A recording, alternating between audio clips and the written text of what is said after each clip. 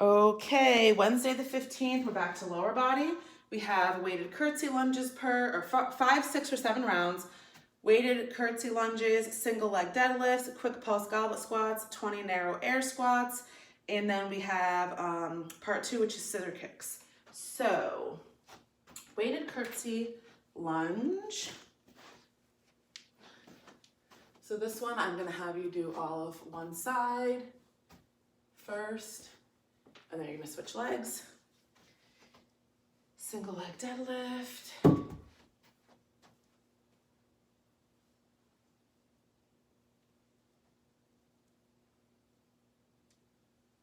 Or you can hold on to something. Quick pulse goblet. So that's gonna be down, bounce, up, down, bounce, up.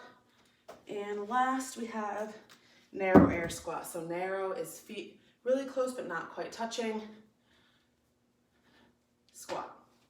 And then part 2, we have scissor kicks. So these are gonna be your big kicks. These are gonna be big, far apart kicks, but your heel never touches the ground, okay? I don't know why my knee is so itchy. I can't get it through these leggings. Okay, so we have weighted curtsy lunge per. So a lot of times, if you've been with me before, I like to do these alternating because I just think it's more fun. But I want you to do them all one side and then the other. And of course, you can do them with no weight. But if you do with weight, you're gonna hold one in each. Well, you can hold one in each hand, or you can hold one like this. Doesn't really matter. So what your curtsy lunge is you're gonna start here. You're going to take one leg, you're gonna step a diagonal behind the other leg, and you're gonna sink down into a curtsy. 1, 2, 3. So if you're weighted, you can hold one here, or you can hold one on either side. But either way, you are diagonal back, sink down, and you should feel it pull along the side and into your butt of your front leg. So whatever leg stays stationary is the one that it's working, okay? And you're gonna switch sides. Same thing, diagonal back, sink down. Diagonal back, sink down. Okay, so both legs are bending. Both are bending about 90 degrees. And you'll feel it. If you don't feel it, you'll know that you're probably in the wrong position, you're doing something wrong, but you will feel that pull on the side.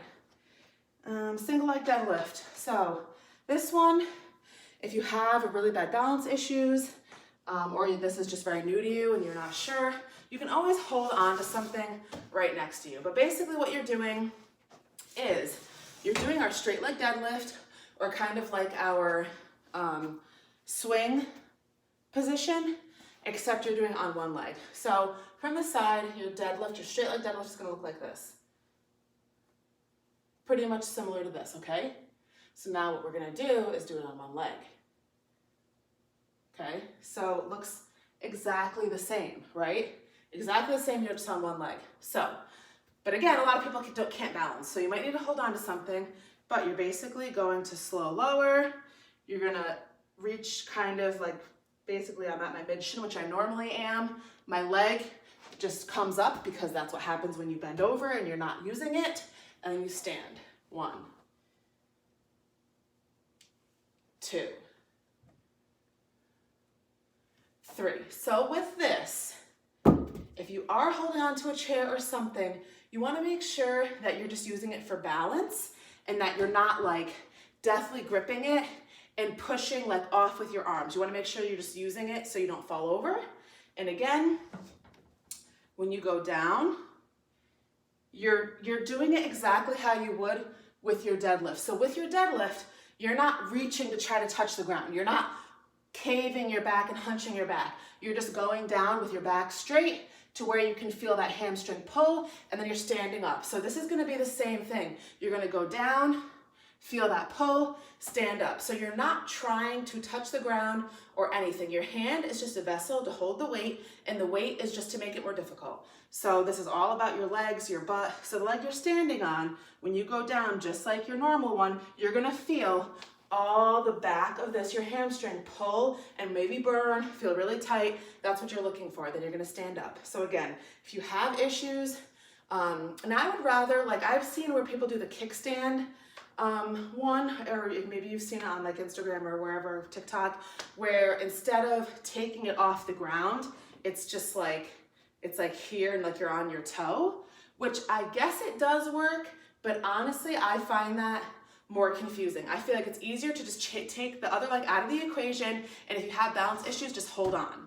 I think that is easier, and it's easier to isolate than still having both feet on the ground, because you might unknowingly be transferring the weight, which defeats the purpose of a single leg deadlift. So that's just my opinion. If you can't balance, I would just hold on to something instead of putting both feet on the ground. And then our quick pulse goblet squat. I think we did goblet before. It's just a weighted squat, but you're gonna do a quick pulse. So what the quick pulse means, so before we did a pause, this is a quick pulse. So you're going to drop down into your squat, do a little bounce, come up. 1, down, bounce, 2, down, bounce, 3, down, bounce, 4. Notice my back is not folding way over. It's staying fairly straight. Down, bounce. If you have to fully sit, obviously it's not going to work. You're going to have to just do a full sitting goblet squat. But you still could tap and stand if you needed to. So my biggest tip with that is don't let the weight you're holding drag you forward or hunch your shoulders forward. Lastly, narrow air squat. So narrow squat, regular squat, sumo squat, I think I mentioned this in week 1, they all just work different parts of your legs. So usually the farther apart your legs are, it's hitting more of your inner. When it's neutral, it kind of shifts to the top. When it's narrow, it kind of shifts to the outside, okay? So with the narrow, you're kind of hitting this part of your leg. So you don't want your feet totally together, but they're gonna be very close, and you're going to come down, up, down, up. You will notice with your narrow squat that your back is going to fold forward more than it does with your regular squat. And the reasoning is because your hips are like closed and your feet are so close together that your butt is only gonna go so far. Like most people can't squat really far down in a narrow stance. So your back ends up folding forward, which is fine as long as it's straight, okay? As long as you're not hunched over. And then when you're done with that, we're gonna do 4 rounds. You're gonna pick between 25 and 35 seconds of work. We're all resting for 30 seconds, and it's gonna be 4 rounds. Scissor kicks. So this is another ab exercise, and you're gonna do big kicks. So again, this is one where I normally roll my hands underneath my butt, and you're just going to separate your legs like this, but this is not touching the ground, and you're gonna switch. Switch, switch, switch, switch, switch. So notice I'm not just going like this. I'm holding it just for a second. It's nice and controlled. I can definitely already feel it in my abs. Nice and controlled, switch, switch, switch. Make sure you keep them nice and open, but the bottom leg never touches the ground, okay? And that is your Wednesday, the 15th if I didn't say it.